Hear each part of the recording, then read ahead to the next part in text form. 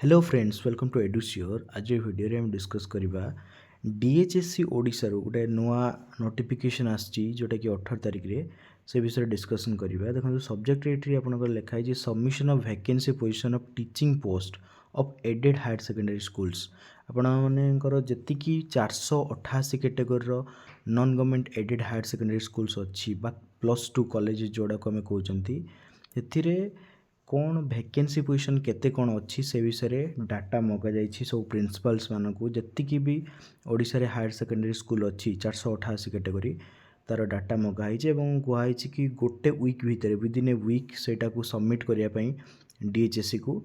ए format दिखाई आपने देखु फॉर्मेट तले भी दिखाई आपंकर district block name of the higher secondary school principal name contact number एवं number of sanction DP post आप डीपी पोस्ट सैंक्शन पोस्ट केतेटा एवं मेन इन पोजीशन केते जण एबे अछंती एवं वैकेंसी केतेटा आपनकर एई सब डिटेल्स दबा पई कहैछि। एवं जेहेतु आपण जानिथिबे ऑलरेडी पीजीटी ओपीएससी एवं एसएसबी पीजीटी रिक्रुटमेंट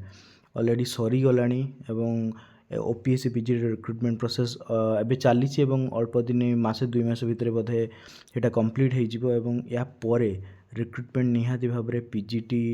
आपणकर ओपीएस हे तो न आसपे कि एसएसबी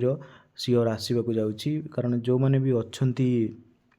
एसएसबी जो मैंने पीजीटी एस्पिरेंट्स मैंने ये नोटिफिकेशन जानी नियंतु जे आगु को आसवाक जाऊँगी बहुत गुड़ाए वैकेंसी तेणु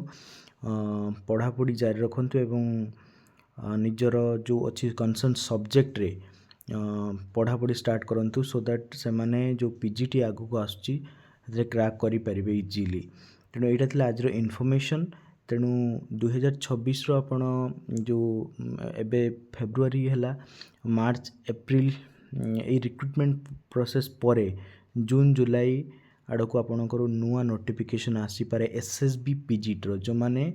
पीजी एवं बीएड करछंती से एटा गोटे खुशी खबर एवं से हार्डवर्क करी भलसे पढ़ापढ़ी करंतु जहाँफल कि एसएसबी पीजीटी को क्रैक करें। सो आज यहाँ इनफॉरमेशन जेहेतु वैकेंसी पोजीशन मगाई एटा गोटे बहुत इंपोर्टेंट न्यूज़ थिला। तेणु आज इनफॉरमेशन जदि कौन किसी डाउट थाए आप कमेंट सेक्शन रे लिखिपारे। So thank you so much.